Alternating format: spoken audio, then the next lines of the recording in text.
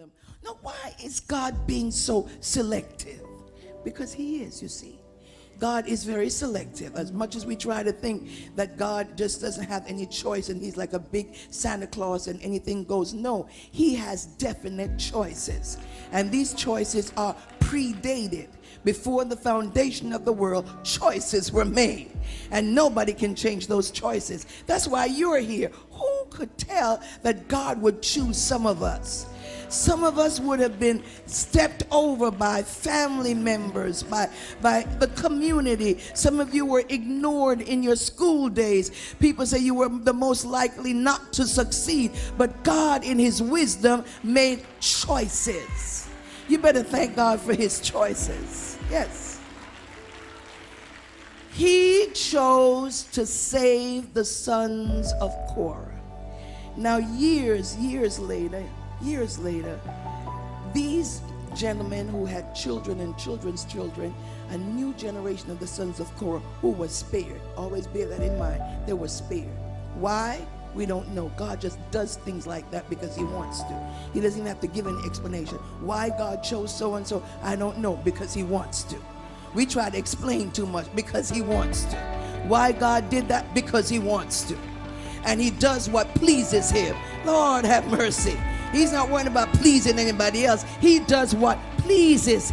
Some of us are still carrying that monkey on our back about our past. And I just believe tonight the Lord just want to take that monkey off your back. I said these guys responded to God in a way that their fathers could not. Even though they came out of their father's loins, even though they drank the milk from their mother's breast, but they were different. I just think that when God separates you, in spite of where you were born and in spite of who you came out of, they could have been a prostitute, a murderer, but God decided to stop the cycle with you. I just think that's amazing, don't you? When the sociologist says that it should be continued in your generation. They've already predicted that some of you will repeat what your mother did and what your father did and what your uncle did and what your grandmother did. And the genetic scientists have already determined that your mother is fat, so you're going to be fat, and that you got fat genes and you've got alcoholic genes and you've got diabetic genes. But isn't it marvelous? My God, that God can interrupt the genetic cycle. Marvelous. Marvelous. Marvelous.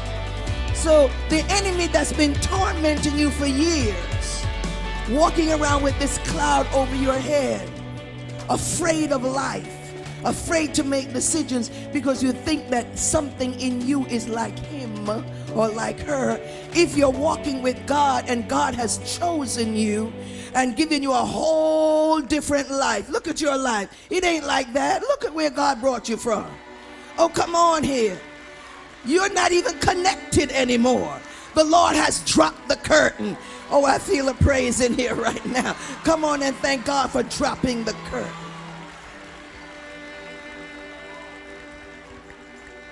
These guys made history because when they were saved, they recognized this is my chance to respond to God differently than the way my parents responded to God. And I'm not going to be held responsible for the fact that they didn't respond correctly. I'm going to take the new generation that God has given me and make it happen. I tell you, if you go out of here and draw that line tonight according to the word, your life will begin to be different immediately. If you will stop trying to explain and trying to fix the past is what it is.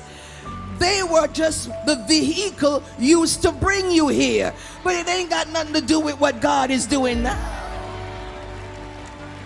You can't keep paying the price for a drunken daddy. He's paying the price right now. And if he doesn't pay it now, he's going to pay it when he stands before God. What you got to do is run for your life. Move closer to God. Get where God wants you to go so he can get the glory out of your life. Faith is the master key that unlocks every door. Faith is unlimited. There are no boundaries to faith. Yes, logic competes with faith. Logic makes you think that it's not going to happen. Logic makes you think that you don't qualify for it. Logic says it can't go this way.